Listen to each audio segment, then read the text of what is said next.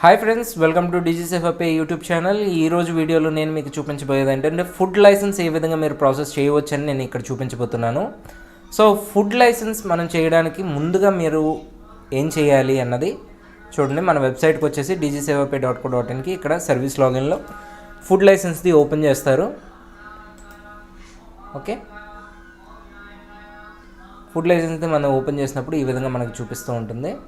So ఇక్కడ track application, already user, food consume, grievance ఇవన్నీ మనకు చూపిస్తుంది. ఇక్కడ మనం ఫస్ట్ చేయవలసింది ఏంటంటే apply for new licence or registration. Okay, modification అది కూడా చేయొచ్చు లేదా రెన్యువల్ కూడా చేయొచ్చు. Okay, apply for new, general. Okay, బేసిక్గా ఫుడ్ స్టాల్స్ ఇలాంటి వాటిలన్నిటికి కూడా జనరల్ వస్తుంది. రైల్వే సర్వీసెస్ గురించి అప్లై చేసుకోవాలంటే దీని గురించి ఇక్కడ వస్తుంది. ఎయిర్పోర్ట్ ఆర్ సీపోర్ట్, ఓకే, దానికి సంబంధించిన ఎటువంటి ఆపరేషన్స్లో మీరు ఫుడ్ లైసెన్స్ అప్లై చేసుకోవాలనుకుంటే ఈ రెండు కేటగిరీల్లో అప్లై చేసుకోవాలి. ఓకే, ఇవన్నీ కూడా వాటికి సంబంధించి వాళ్ళు టెండర్ వేసుకున్న దాని తర్వాత ఈ చేయాల్సిన ప్రాసెస్, ఇది ముందుగా కాదు. సో రెగ్యులర్ ఎవరికైనా సరే ఫుడ్ లైసెన్స్ కావాలి అంటే చిన్న చిన్న స్టాల్స్ కానీ బిజినెసెస్ కానీ దానికి సంబంధించి మనం జనరల్లో చేస్తాం. జనరల్ మీద క్లిక్ చేసిన దాని తర్వాత మనకి అప్లికేషన్ అనేది వస్తుంది. ఓకే, ఇక్కడ చూడండి ఏ స్టేట్కి సంబంధించి మీరు చేస్తున్నారు అన్నది మీరు సెలెక్ట్ చేసుకోవాలి. ఓకే, సో ఇక్కడ చాలా ట్రేడ్స్ ఉంటాయి చూసుకోండి. మ్యానుఫ్యాక్చరరా మీరు, ట్రేడ్ ఆర్ రిటైలర్, ఫుడ్ సర్వీసెసా, సెంట్రల్ గవర్నమెంట్ ఏజెన్సీసా, హెడ్ ఆఫీసా, ఏ కేటగిరీకి చెందినవారో మీరు చూసుకోవాలి.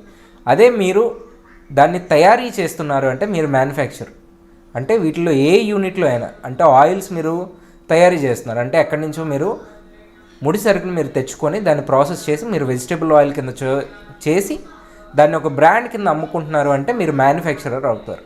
ఓకే, ఇది మ్యానుఫ్యాక్చరింగ్ యూనిట్. స్లాటర్ యూనిట్ అంటే ఇప్పుడు మన ఏమంటాం కోడ్లు ఇవన్నిటికి కూడా ప్రాసెస్ చేయడానికి సెపరేట్ యూనిట్స్ ఉంటాయి. ఓకే, సో వాటికి సంబంధించింది మీట్ ప్రాసెసింగ్ అంటే వాటిని అక్కడ స్లాటరింగ్ చేసిన దాని తర్వాత దాన్ని సెపరేట్ ప్రాసెస్ చేయడానికి మీట్ ప్రాసెసింగ్ యూనిట్స్ అంటారు. వాటికి సంబంధించి ఫిష్ అండ్ ఫిష్ ప్రోడక్ట్స్, మీరు చేపలు పెంచుతున్నారు. ఓకే, లేదా దానికి సంబంధించిన ప్రోడక్ట్లు ఏమైనా తయారు చేస్తున్నారంటే దానికి సంబంధించింది. ఇలాగ ప్రతి దానికి ఒక కేటగిరీ ఉంటుంది. ఓకే, అలాగే ట్రేడ్ రిటైలర్, మ్యాక్సిమం ట్రేడ్ రిటైలర్కి వస్తుంది అన్నమాట. మనం ఏం చేస్తున్నాం అంటే ఇప్పుడు చిన్న స్టాల్స్ ఉంటాయి చూడండి, food vending agencies. Okay, vending మిషన్లు అంటారు కొంతమంది. ఇప్పుడు చూడండి సోడా డిస్పెన్సింగ్ మిషన్స్ ఇలాంటివన్నీ ఉంటాయి. ఓకే, చాలా సెపరేట్ సెక్టర్స్ ఇవన్నీ కూడా. నార్మల్గా అయితే రిటైలర్ అంటే ఏదో ఒక మ్యానుఫ్యాక్చర్ నుంచి కానీ, డిస్ట్రిబ్యూటర్ దగ్గర నుంచి కానీ, హోల్సేలర్ దగ్గర నుంచి కానీ ప్రోడక్ట్లు తెచ్చుకొని అమ్ముకుంటారు. ఓకే, ఇది ఆ కేటగిరీ. ట్రాన్స్పోర్టేషన్ ఏమైనా ఉందా అంటే ఇక్కడ చూడండి మిల్క్ వ్యాన్, మిల్క్ ట్యాంకర్లు, నెక్స్ట్ ఫ్రీజర్ వ్యాన్లు ఇలాంటివి ఉంటాయి. వాటికి సంబంధించి ఏమైనా బిజినెస్ చేస్తుంటే దానికి ఫుడ్ లైసెన్స్ ఉండాలి. ఓకే, అది ట్రేడు, మర్చెంట్ ఇవి. నెక్స్ట్ ఫుడ్ సర్వీసెస్, నార్మల్గా ఇదిగోండి టీ షాప్స్ ఉంటాయి. ఓకే, స్నాక్ షాప్స్ ఉంటాయి అంటే సమోసా బళ్ళు కానీ, పకోడీ బళ్ళు కానీ అన్నీ ఉంటాయి కదా, వాటికి సంబంధించి ఇందులో పెట్టి రిటైలర్ చిన్న స్థాయి. హాకర్, మొబైల్ ఫుడ్ వెండర్ అంటే చిన్న వ్యాన్ మీద బిజినెస్ చేసుకుంటారు, దానికి హాకర్ అని పెట్టుకోవచ్చు. రెస్టారెంట్స్ ఉన్న వాళ్ళకి రెస్టారెంట్స్ కేటగిరీలో చెయ్యాలి. Okay, food vending establishments, club, canteen ఏదన్నా ఒకలాగే ఉంటుంది ప్రాసెస్, కాకపోతే కొంచెం చిన్న చిన్నవి మారుతాయి. సో ఇక్కడ ఒక పెట్టి రిటైలర్ అనుకోండి, టిక్ పెట్టేసి మనం క్లియర్ సెలెక్టెడ్ కేబుల్ అని మనం నెక్స్ట్కి మనం ప్రొసీడ్ అవ్వచ్చు. ఓకే, సారీ క్లియర్ అంటే ఇది తీసేయడానికి.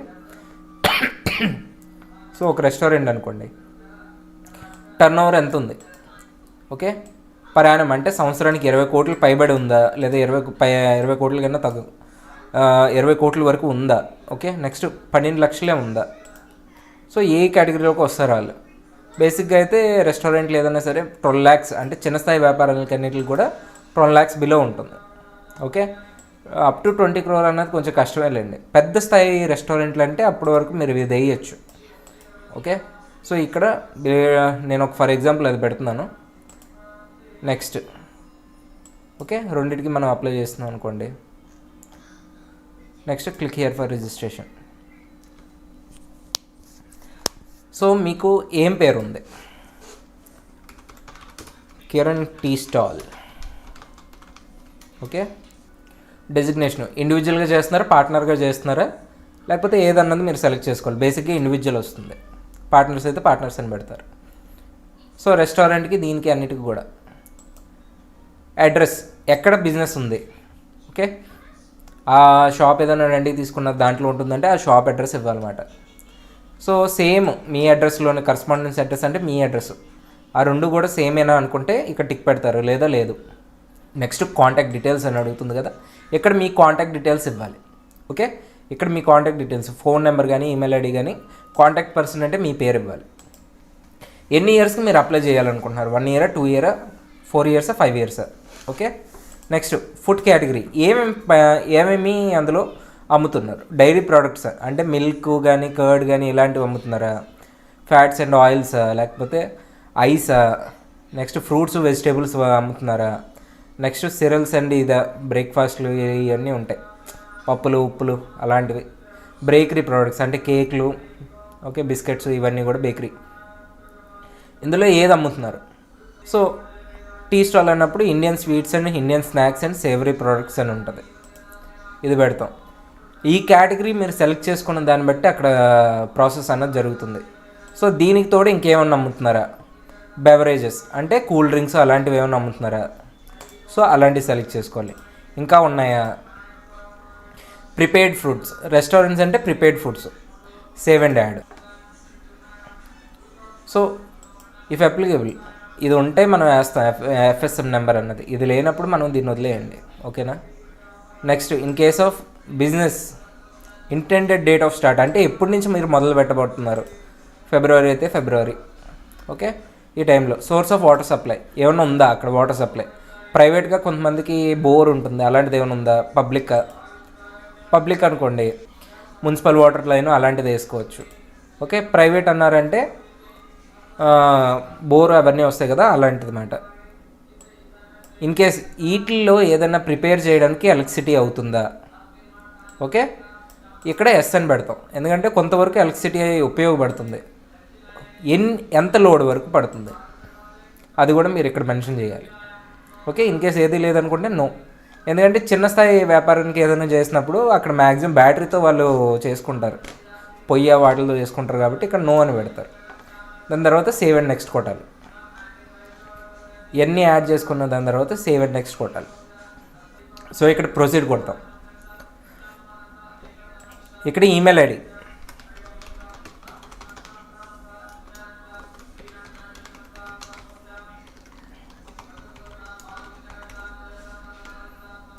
సెల్ఫ్,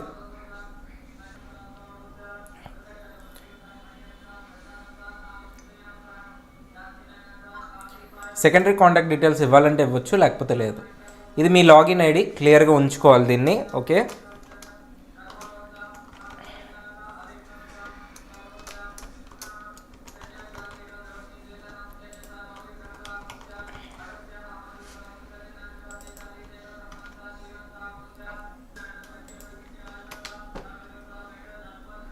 ఎక్కడైనా సేవ్ చేసుకొని ఉంచుకోండి దీన్ని.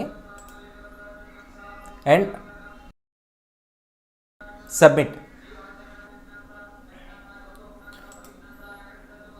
సో ఇప్పుడు ఈమెయిల్ ఐడికి వెరిఫికేషన్ కోడ్ అని వస్తుంది, ఆ వెరిఫికేషన్ కోడ్ని మనం ఇక్కడ ఎంటర్ చేయాల్సి ఉంటుంది.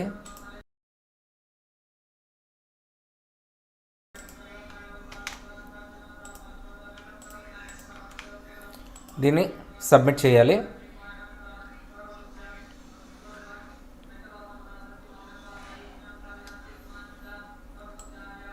ఇక్కడ ఏంటంటే సర్టిఫికేట్ మనం అంతా ట్రాకింగ్ చేసుకున్నప్పుడు అయిపోయింది అనుకోండి, ఇదే లాగిన్ ఐడితో మనం లాగిన్ అయ్యి దాన్ని డౌన్లోడ్ చేసుకోవాలి. ఇప్పుడు ఓకే చేద్దాం. సో ఇప్పుడు మనం ఏంటంటే ఫోటో అప్లోడ్ చేయాలి. ఎవరైతే అప్లికెంట్ ఉంటారో వాళ్ళ యొక్క ఫోటోని మనం అప్లోడ్ చేయాలి. ఇక్కడ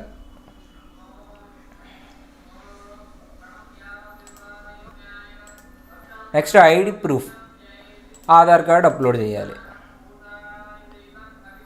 Aadhaar card digital sign copy, digital మాత్రమే పెట్టండి, లేదా స్కాన్ చేసింది ప్రాపర్గా ఉన్నది పెట్టండి.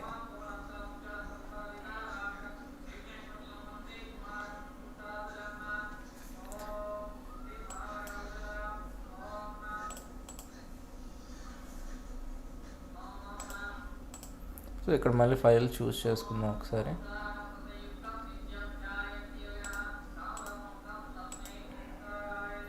ఓకే, 2 అప్లోడ్ అయిపోతాయి. మ్యాక్సిమం 15 డాక్యుమెంట్స్ అప్లోడ్ చేయొచ్చండి. 15 కన్నా ఎక్కువ ఉంటే అన్నింటిని కూడా ఒక డాక్యుమెంట్ కింద మర్చ్ చేసేసి మనం అప్లోడ్ చేయొచ్చు అని ఉంది. సో ప్రూఫ్ ఆఫ్ ప్రెమిసెస్, ఆ లీజ్ డాక్యుమెంట్ కానీ ఏదైనా ఉంటుంది కదా, దాన్ని మీరు అప్లోడ్ చేయాలి. హెల్త్ ఎన్ఓసి, ఇది మీ లోకల్ మున్సిపల్ అథారిటీ ఇస్తారు. హెల్త్ ఎన్ఓసి అంటే నో అబ్జెక్షన్ సర్టిఫికెట్, దాన్ని అప్లోడ్ చేయాల్సి ఉంటుంది. ఇది హెవియర్ బిజినెసెస్కి మీరు అప్లోడ్ చేయాలి. నెక్స్ట్ చిన్న చిన్న స్ట్రీట్ వెండర్స్ ఉంటారు, అంటే ఏమంటారు చిన్న చిన్న బడ్డీలు పెట్టుకుంటారు కదా, వాళ్ళకి ఏంటంటే వాళ్ళకి కూడా మున్సిపాలిటీ లేదా పంచాయతీ దగ్గర నుంచి లెటర్ ఇస్తారు, నో అబ్జెక్షన్ సర్టిఫికేట్ అని. ఇది అప్లోడ్ చేస్తే కానీ మనకి వాళ్ళు ప్రాసెస్ చేయరు. ఎందుకంటే ఇవన్నీ కూడా హెల్త్ రిలేటెడ్ ఇష్యూస్ ఏమైనా ఉంటాయని చెప్పేసి ముందుగా, లేదా ఆ లొకాలిటీకి సంబంధించి ఆ అథారిటీకి సంబంధించి ఎటువంటి అబ్జెక్షన్ ఉండకూడదు, ఆ ఏరియాకి ఎటువంటి లిటిగేషన్స్ అన్నీ ఉండకూడదు. సో అందుకని నో అబ్జెక్షన్ సర్టిఫికేట్ అనేది మనం పెట్టుకోవాలి వీటికి సంబంధించి. అది పెట్టుకున్న దాని తర్వాత ఆ ఫైల్ని కూడా మనం అప్లోడ్ చేయాలి. అప్లోడ్ చేసేసిన దాని తర్వాత నెక్స్ట్ ప్రూఫ్ ఆఫ్ ప్రెమిసెస్కి మనదే అయితే మనం ఆధార్ అప్లోడ్ చేయొచ్చు, అది పెద్ద ప్రాబ్లం ఏం కాదు. వేరే ఏదైనా ఉందనుకోండి, దానికి తగినట్టు మనం డాక్యుమెంట్స్ అప్లోడ్ చేయాలి. ఓకే, ఇది పెట్టేసి ఐ డిక్లేర్ అని పెట్టి ఇక్కడ online payment through Razorpay ఏదో పెట్టుకుంటారు మీరు. ట్రెజరీ కావాలంటే చలాన్ కావాలంటే చలాన్ పెట్టుకోవచ్చు, అది ప్రాబ్లం ఏం కాదు. అండ్ ఇంకో విషయం నేను మర్చిపోయాను, సారీ, ఇక్కడ డిక్లరేషన్ అని ఉంటుంది. ఈ డిక్లరేషన్ని ప్రింట్అవుట్ తీసి కస్టమర్ సైన్ చేసి దాన్ని స్కాన్ చేసి మీరు మళ్ళీ ఇక్కడ అప్లోడ్ చేయాల్సి ఉంటుంది. అదర్స్ అని పెట్టి ఇదిగోండి ఎనీ అదర్ డాక్యుమెంట్ అని చెప్పి డిక్లరేషన్. ఓకే, డిక్లరేషన్ అని పెట్టి ఆ డిక్లరేషన్ కూడా మనం అప్లోడ్ చేయాలి అక్కడ. ఓకే, చూడండి, proof of premises, declaration, no objection certificate, ఇవి మ్యాండేటరీ డాక్యుమెంట్స్. ఓకే, ఇదంతా పెట్టేసి మీరు ప్రివ్యూ కావాలంటే అప్లికేషన్ ప్రివ్యూ చూడండి, దాన్ని సేవ్ చేసుకోండి, లేదంటే డైరెక్ట్గా పేకి వెళ్ళిపోండి. ఓకే, మొబైల్ నెంబర్కి ఓటీపీ వస్తుంది, ఆ ఓటీపీని మీరు వెరిఫై చేయాలి, కొట్టాలి. ప్రొసీడ్ చేసిన దాని తర్వాత ఇక్కడ పేమెంట్ ఎంత పేమెంట్ అడుగుతుంది అన్నది చూసుకొని దాన్ని బట్టి మనం పేమెంట్ కార్డుతో పేమెంట్ చేస్తామో లేదా యూపీఐతో పేమెంట్ చేసుకుంటామో మన ఇష్టం. ఈ పేమెంట్ అంతా కూడా మీరు సక్సెస్ఫుల్గా కంప్లీట్ చేసిన దాని తర్వాత మీకు అప్లికేషన్ నెంబర్ జనరేట్ అవుతుంది. ఓకే, దాని తర్వాత మీరు ప్రాసెసింగ్ అన్నది ఎలా చెక్ చేసుకోవాలన్నది నెక్స్ట్ చూపిస్తాను చూడండి. ఇదంతా అయిపోయింది, పేమెంట్ అయిపోయింది అనుకోండి. Okay, so